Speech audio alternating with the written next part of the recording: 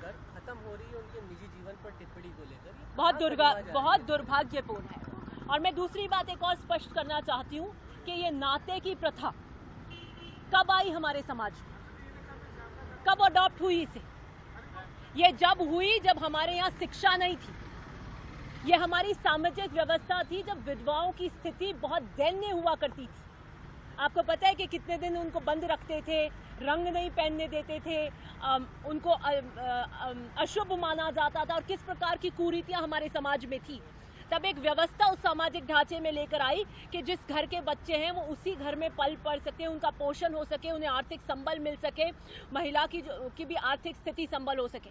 इसको आप किस तरीके से हमारे समाज ने जिस प्रथा को अडॉप्ट किया उसके ऊपर आप प्रश्न चिन्ह कैसे लगा सकते हैं? और ये वीरांगनाएं किसी भी समाज से आती हो, हमारे राजस्थान का गौरव है।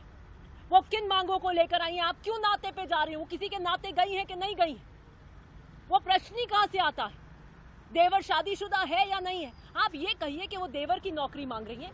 एक फैमिली यूनिट जो एक परिवार की डिफाइन करी जाती है, परिभाषित करी जाती है, उसके बाहर नौकरी मांग रही है, उसमें देना क्या उचित है या अनुचित है?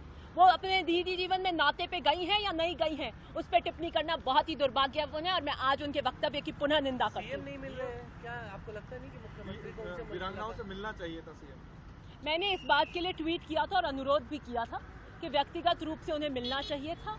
अब क्या कारण रहे क्या नहीं रहे उस पर मैं कुछ ज़्यादा कह नहीं पाऊंगी, लेकिन हाँ, जो उनकी नौकरी देने की बात है उस पर मैं पुरजोर तरीके से खड़ी हूँ, जिसका मैंने पूरे कल लॉजिकल रीजनिंग भी दी कि क्यों एक परिवार के बाहर नौकरी नहीं देनी चाहिए। आपको बोलने का खामियाजा भी उठाना पड़ा, 44 सड़कें आपकी निरस्त हुई हैं, ऐसा आपने सदन में भी कहा।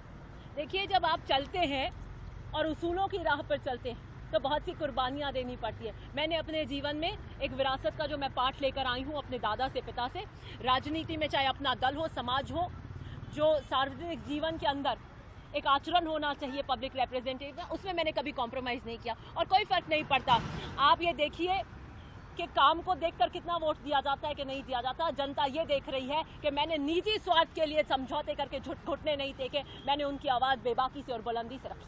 दिव्या जी, जो आपने कल सदन में भी कहा है कि आपको रिवेंज टू रेटिट्यूड हो रहा है क्योंकि 25 सितंबर को जब आप इस्तीफे का दबाव बनाया जा रहा था आप नहीं जीती थी, क्या इस वजह से आपके साथ में जो आप सड़कों का इश्यू और बाकी मामलों के अंदर ऐसा हो रहा है आपके साथ? देखिए, 25 सितंबर की शाम को शांति धारीवाल जी के आह्वान पे जो मीटिंग बुलाई गई थी उसमें मैं निश्चित रूप से नहीं थी और आला कमान को चुनौती देकर महेश जोशी जी और शांति धारीवाल जी ने जो भी उस वक्त किया था उसकी मैंने पुरजोर तरीके से मैं उसके ऊपर खिलाफ खड़ी हुई थी कि ये पार्टी के खिलाफ है और आला कमान के खिलाफ है और उस वक्तव्य पे मैं आज भी स्टैंड करती हूँ। मैंने पुनः निंदा करी तो आपने 44 रोड काट दी। नहीं तो इनके हाथ में क्या है? मैं मुख्यमंत्री जी से अर्ज करूंगी और अनुरोध करूंगी, वो इंटरवीन करेंगे, मुझे पूरा भरोसा है, क्योंकि मुख्यमंत्री जी ने कभी भी मेरे साथ में ऐसा व्यवहार नहीं किया। उन्होंने हमेशा, चाहे महेश जोशी जी के अंदर टंकियों का मामला आया, उन्होंने इंटरवीन करी, उन सब टंकियों की SR जो बड़ी टंकियां थी उनकी स्वीकृति कराई। और इस तरीके का एटीट्यूड ये कर रहे हैं क्योंकि इनका डिपार्टमेंट है और ये जिद पे आ जाते हैं आजकल और फिर जिद पे मजबूर करते हैं कि नहीं आप कुछ करने नहीं देंगे। तो मैं मुख्यमंत्री जी से वार्ता करूंगी और मुझे पूरा विश्वास है कि ओसियां जो कि जोधपुर में आता है उसकी जनता के लिए, उनके गांव देखिए आप क्या आता है, रामपुरा, मथानिया, बींजवाड़िया, बालरवा, तिवरी, इन गांवों के साथ जो अन्याय हो रहा है, मुझे पूरा विश्वास है कि मुख्यमंत्री जी इंटरवीन करेंगे और इन गांवों के साथ कोई अन्याय नहीं होने देंगे।